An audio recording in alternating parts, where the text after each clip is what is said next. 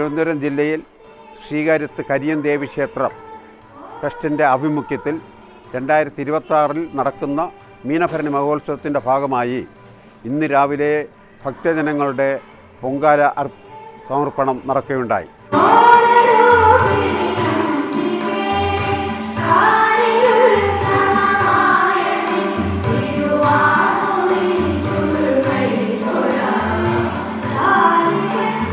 ഈ പൊങ്കാലയുടെ ഈദ്ഗാഹ് എന്താണെന്ന് വെച്ച് കഴിഞ്ഞാൽ, ദേവിയുടെ ഭർത്താവിനെ സംശയാസ്പദമായി വധിക്കുകയും അവിടുന്ന് രാജാവിന് സത്യം മനസ്സിലാവുകയും ചെയ്ത അവസരത്തിൽ ദേവി ഭർത്താവിനെ ജീവൻ കൊടുത്ത് ഉയർത്തെഴുന്നേൽപ്പിക്കുകയാണ്. അതിൻ്റെ ഭാഗമായി സന്തോഷകരമായിട്ടാണ് ഭക്തജനങ്ങൾ പൊങ്കാലയിട്ട് അതിനെ ആഘോഷിക്കുന്നത്.